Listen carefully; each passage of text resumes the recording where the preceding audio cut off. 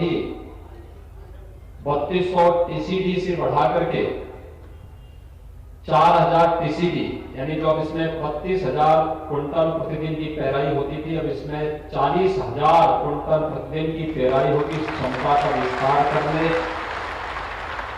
और 15 मेगावाट की बिजली का उत्पादन का नया संयंत्र यहां पर लग रहा है। इन सभी कार्यों के शुभारंभ के अवसर पर ये विकास की एक नई आभा के साथ पूरा क्षेत्र जगमगाएगा। रोजगार की अनेक संभावनाएं यहां पर बनेंगी। इसके लिए मैं आप सबको हृदय से बधाई देता हूं।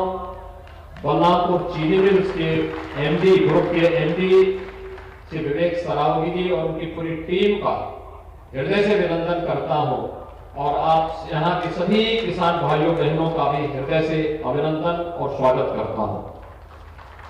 भाइयों बहनों, 2017 के पहले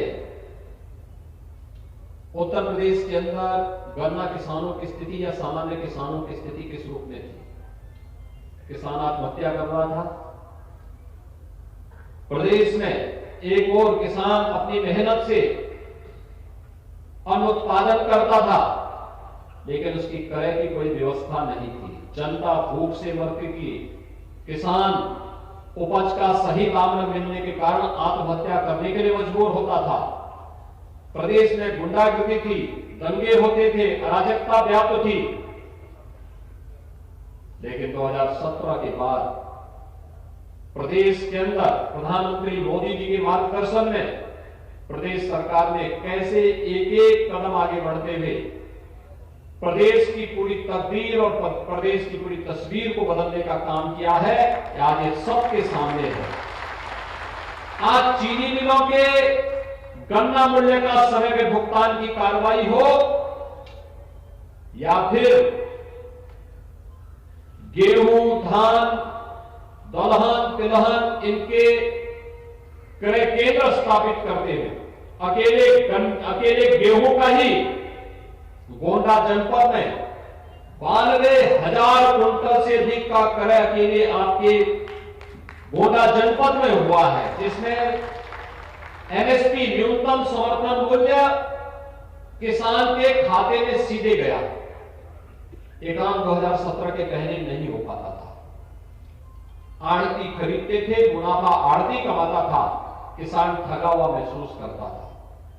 लेकिन आज हर गरीब को फ्री में अन्न की सुविधा देने का कार्य हो, किसान की उपज को न्यूनतम समर्थन मूल्य के साथ जोड़ने का कार्य हो, और अब तो अन्नदाता किसान अपने खेत में गन्ना उत्पादन के साथ डीजल और पेट्रोल का भी उत्पादन इसके साथ करने जा रहा है। इथेनॉल प्लांट लगेगा। भाइयों बहनों, इससे पहले पेट्रोल के नाम पर तो पैसा खर्च होता था। जब मर्जी आती थी अंतर्राष्ट्रीय बाजार में पेट्रोल के दाम बढ़ जाते थे।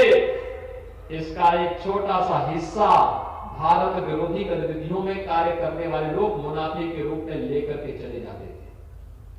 यानी हमारा ही पैसा, हमारे ही खिलाफ पैसे दुरुपयोग होता था। डीजल और पेट्रोल पे होने वाले पैसे को खर्च करके हमसे ही पैसा हमारी जेब से निकाला जाता था, हमारे खिलाफ इस्तेमाल होता था। हम सब आभारी हैं कि जिन्होंने प्रधानमंत्री मोदी जी का, जिनके कारण अब हमारे अन्नदाता किसान के खेत में ही हम इथेनॉल उत्पादन के माध्यम से जो पैसा पहले विदेशों में जाता था, अरब में जाता था, अब वह पैसा हमारे किसान की जेब में जाएगा। किसान खुशहाल होगा तो देश खुशहाल हो जाएगा, और देश की खुशहाली का रास्ता निकालने का कार्य किया है। और एशिया का सबसे बड़ा इथेनॉल प्लांट यहां पर श्री विवेक सरावगी जी ने अपने बलरामपुर ग्रुप के माध्यम से इस भेदापुर चीनी मिल में लगाने का कार्य प्रारंभ किया है। मैं इसके लिए उन्हें बधाई देता हूं। आप सभी किसान भाइयों बहनों का हृदय से अभिनंदन करता हूं। आप सबका मैं स्वागत करता हूं। भाइयों बहनों, ये कार्य 2017 के पहले भी हो सकता था, 14 के पहले भी हो सकता था, लेकिन देश के बारे में जब सोच हो तो कोई ऐसा काम करेगा।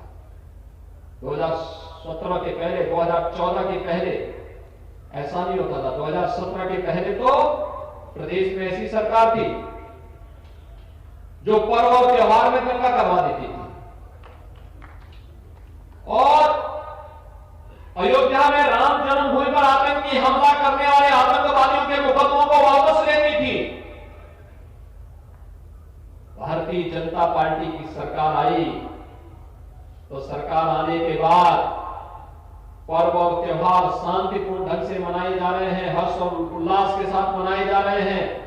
आपके पर्व और त्योहार के सामने तो अब कोरोना भी मार खा गया है। आप देख रहे होंगे पूरी दुनिया कोरोना से तप रही है। अमेरिका के अंदर, यूरोप के अंदर, रूस के अंदर, चीन के अंदर आप देखिए कितनी खराब स्थिति है कोरोना के कारण। लेकिन आपकी आस्था के सामने कोरोना पूरी तरह परास्त हो गया और आप हर्षोल्लास के साथ अपने पर्व और त्योहार, क्या विजयादशमी, क्या दुर्गा पूजा, क्या दीपावली, क्या छठ का आयोजन, क्या अभी अयोध्या के जो झूला पर्व हुआ था, इन सभी कार्यक्रमों को आपने देखा होगा। कितने उमंग के साथ लाखों की संख्या में श्रद्धालु जन झूमते हुए आ रहे हैं, पर्व और त्योहार मना रहे हैं। ये नए उत्तर प्रदेश की तस्वीर है जो पहले सरकारों ने दंगों के ढेर करवाया करती थी। हमारी सरकार आई, हमने प्रदेश में दंगा मुक्त प्रदेश किया। 4.5 वर्ष में एक भी दंगा नहीं हुआ। आतंकवादियों को भारतीय जनता पार्टी की सरकार में उनकी नाल में घुस घुस करके आतंकवादियों को मारा गया। आज आतंकी वारदात भारत के अंदर नहीं हो सकती, लेकिन समाजवादी पार्टी की सरकार में, पिछली सरकारों में इन आतंकवादियों पर दायर मुकदमों को वापस लिया जाता था। याद करिए, जिन आतंकवादियों ने मर्यादा पुरुषोत्तम भगवान श्री राम की जन्मभूमि पर हमला किया था, उन आतंकवादियों के मुकदमों को बड़ी बेशर्मी के साथ पिछली सरकारों ने वापस लेने का कार्य करने की शरारत रची थी। वो तो धन्यवाद है इलाहाबाद उच्च न्यायालय को, जिन्होंने प्रदेश सरकार की इस मंशा को पूरा नहीं होने दिया था। और भाइयों बहनों, जो ये दंगाई हैं, जिन्ना के अनुयायी हैं, ये गन्ने की मिठास को क्या समझ पाएंगे। जिंदाबाद, योगी मोदी जिंदाबाद, योगी मोदी जिंदाबाद। जिन्ना के डायरेक्ट एक्शन पर जिंदा विश्वास है, वे दंगा करवाते थे, किसानों को तबाह करते थे, नौजवान की जिंदगी बर्बाद करते थे, आस्था पर प्रहार करते थे। लेकिन जिन्हें अपने अन्नदाता किसानों पर विश्वास है, और सरकार ने क्रय केंद्र स्थापित किए, जिनको अपने युवाओं की ऊर्जा पर विश्वास है, उन्होंने प्रदेश में युवाओं के लिए नौकरी के द्वार खोले। और जिन्हें आस्था का सम्मान करना था, उन्होंने अयोध्या में भगवान राम का भव्य मंदिर के निर्माण का कार्य भी आगे बढ़ाया। भाइयों बहनों, ये काम पहले भी हो सकता था। आखिर किसने रोका था कांग्रेस को? किसने रोका था बबुआ को और किसने रोका था बुआ को? तो पहले भी थे ना, इनको तो पूरा मौका मिला था ना प्रदेश में कार्य करने का।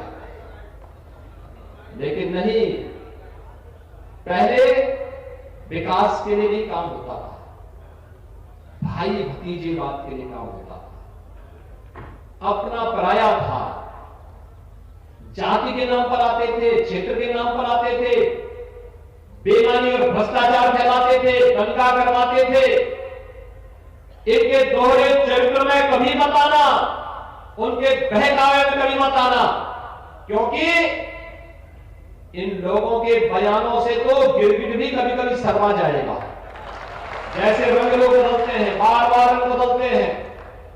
आज भाइयों बहनों, अकेले गोंडा जनपद में हम लोगों ने विगत 2.5-3 साढ़े 4 वर्ष के अंदर 42,000 लोगों को प्रधान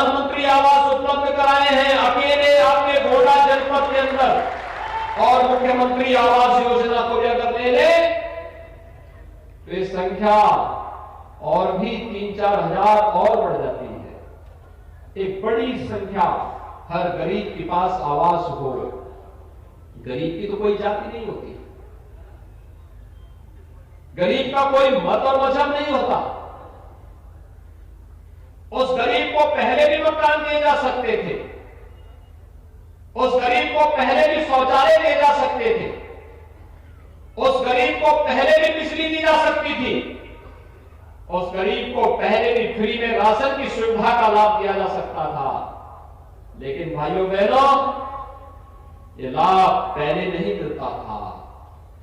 ये मोदी जी के आने के बाद और योगी जी के आने के बाद ही मिलना चलाया हुआ है। आपको राशन मिल रहा है, फ्री में राशन कितने लोगों को मिल रहा है? तो भाई सभी लोगों को मिल रहा है। 2017 के पहले मिलता था, 2017 के पहले सारा राशन सिपाही चला जाता था। यही गरीब का राशन, प्रदेश तो वही है ना। ऐसा तो नहीं कि मोदी जी के आने के बाद या योगी जी के आने के बाद कोई स्पेशल आकाश से कोई नया चीज उतर करके आ गया हो। प्रदेश वही है, प्रशासन वही है, लेकिन सरकार बदलने पर क्या चमत्कार हो जाता है। आपने देखा होगा कोरोना में फ्री टेस्ट, फ्री में उपचार, फ्री में राशन और फ्री में वैक्सीन भी। कितने लोगों ने वैक्सीन लगाया है? वाह भाई, आपका मैं अभिनंदन करता हूं, बहुत अच्छा है। जिन लोगों ने भी वैक्सीन नहीं लगाया है वे जरूर वैक्सीन लगा ले। ये फ्री में वैक्सीन है। मोदी जी ने हर एक व्यक्ति को फ्री में वैक्सीन भी उपलब्ध करवाई है। ये वैक्सीन सबको फ्री में, कोई कल्पना ही नहीं करता है क्या ये वैक्सीन भारत में। हमने कहा हम 15.5 करोड़ लोगों को वैक्सीन दे चुके। लोग कहते 15.5 करोड़, हम कहते हैं हां, लोगों के कौतूहल का विषय है। और